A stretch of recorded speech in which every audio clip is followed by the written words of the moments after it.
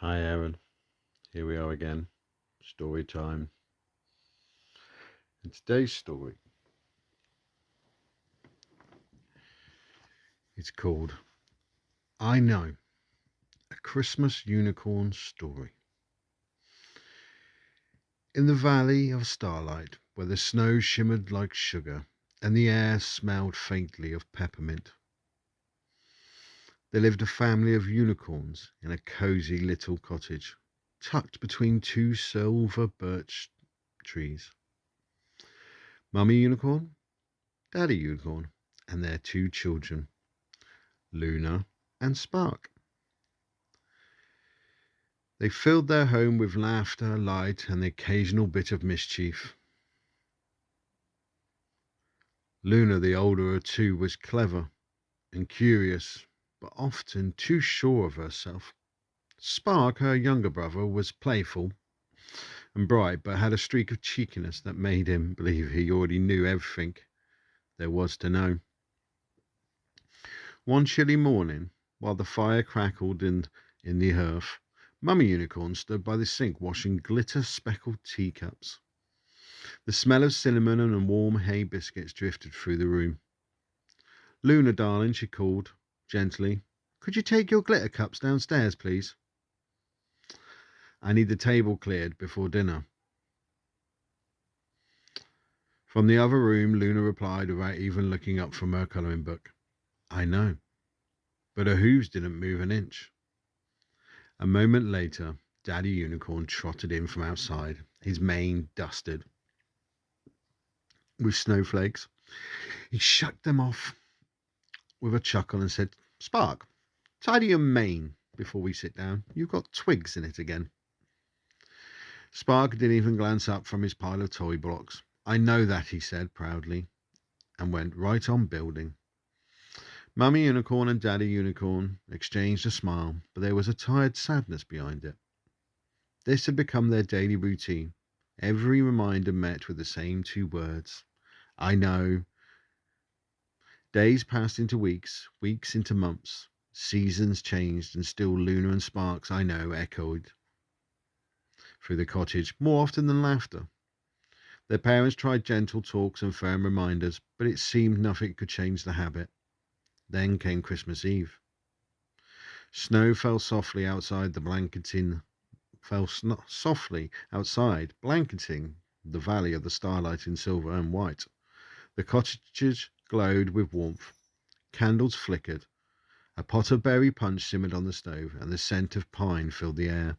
Mummy Unicorn hung the last of the stockings by the fireplace, whilst Daddy Unicorn wrapped the final few presents in paper that shimmered like moonlight.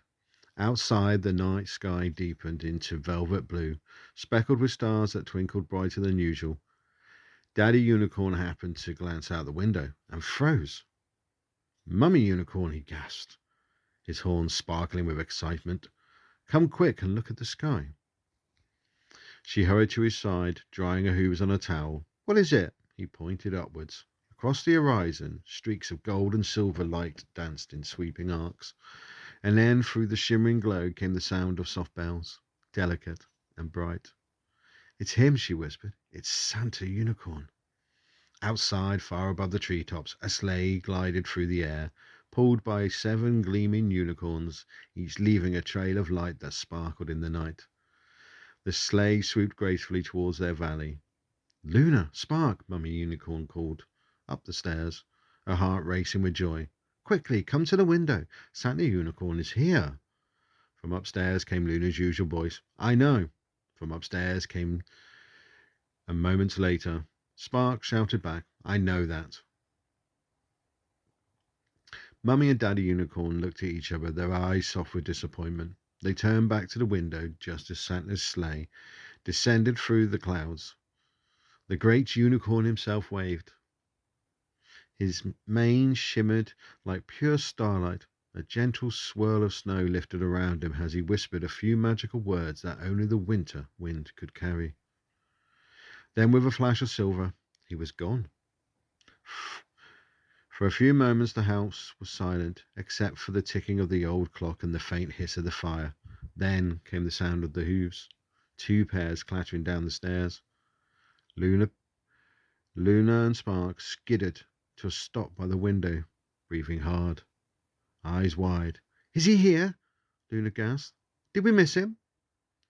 Tiny Unicorn nodded sadly. You did, my love. We called you, but you didn't come. Spark's ears drooped. We thought we had time, he murmured. Mummy Unicorn smiled gently and wrapped her tail around both of them. Sometimes, she said softly, knowing isn't the same as doing. You have to listen and act, or you'll miss the magic meant just for you. The two unicorns pressed close to their parents, looking out into the glittering night sky where Santa had flown. A warm, quiet love filled their hearts. They didn't speak for a long while. They simply stood together, watching the stars and feeling something important take root inside them. That night, as they went to bed, Luna whispered to her brother, Next time, we'll listen. Spark nodded, his eyes already closing. Next time. Morning came with sunlight spilling across the snowy fields. Luna and Spark galloped down the stairs, laughter bubbling in their throats. Their stockings were full, glimmering with sweets and tiny gifts, but one thing caught their eyes. Immediately, two silver bells nestled among the presents, each one tied with a crimson ribbon. Luna lifted hers carefully, etched into its surface with delicate words that read, Sometimes, learning from your mistakes and listening can lead you to experience magical moments in your life. Spark's bell chimed softly, a note so pure it made their horns glow faintly. The two of them looked at each other and smiled, and from that day on, whenever Mummy and Daddy Unicorn asked them to do something, whether it was helping set the table, brushing their manes, or tidying their rooms, they remembered that night they almost missed Santa Unicorn. And every time, instead of saying, I know, Luna would smile and say, I'll do it now. And Spark would nod proudly and say, Right away.